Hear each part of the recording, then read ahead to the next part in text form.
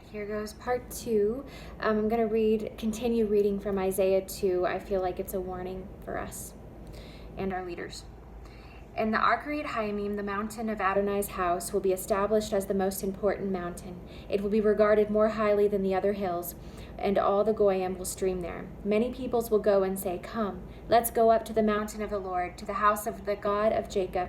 He will teach us about his ways, and we will walk in his paths. For out of Zion will go forth Torah, the word of Adonai from Jerusalem. He will judge between the nations and arbitrate for many peoples. Then they will hammer their swords into plow blades and their spears into pruning knives. Nations will not raise swords at each other, and they will no longer learn war. Descendants of Jacob, come, let's live in the light of the Lord.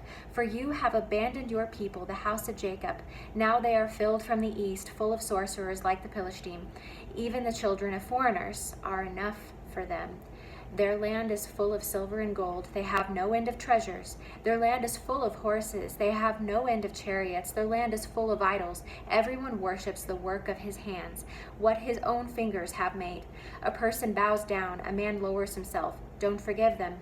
Come into the rock, hide in the dust, to escape the terror of Adonai and the glory of his majesty. The proud looks of man will be humiliated. The arrogance of men will be bowed down, and when that day comes, Adonai alone will be exalted. Yes, Adonai Svaot, the Lord of hosts, has a day in store for all who are proud and lofty, for all who are lifted high to be humiliated, for all cedars of the Lebanon that are high and lifted up, for all the oaks of the Bashan, for all the high mountains, for all the hills that are lifted up, for every tower, for every fortified wall, for every Tarshish ship, for every luxury vessel. The pride of man will be bowed down, the arrogance of men will be humiliated, and when that day comes, Adonai alone will be exalted. The idols will be completely abolished. People will enter the cracks in the rocks and holes in the ground to escape the terror of Adonai and his glorious majesty when he sets out to convulse the earth.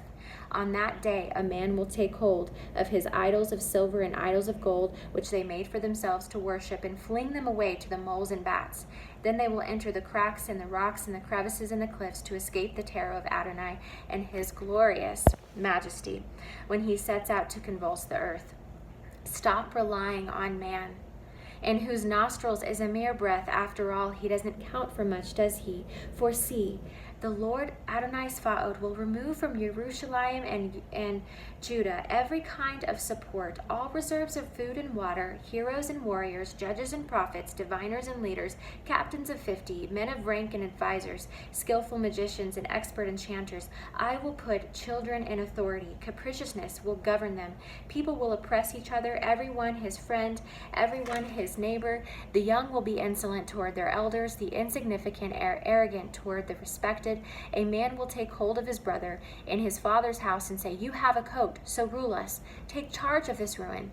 But on that day he will protest, "I don't have a remedy. I lack food and clothing for my own house. Don't put me in charge of people."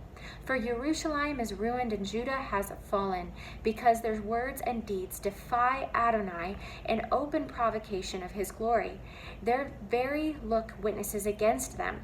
They parade their sin like Sodom. They don't even try to hide it. All the worse for them. They bring evil on themselves. Say that it will go well with the righteous, that they will enjoy the fruit of their actions.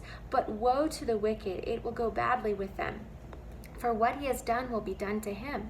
My people, children oppress them, and women are ruling over them. My people, your guides led you astray and obliterate the paths you should follow. Adonai rises to accuse. He stands to judge the peoples. Adonai presents the indictment against the leaders and officers of his people. It is you who devour the vineyard, and your houses is plunder taken from the poor. What do you mean by crushing my people and grinding down the faces of the poor, says Adonai Svaot.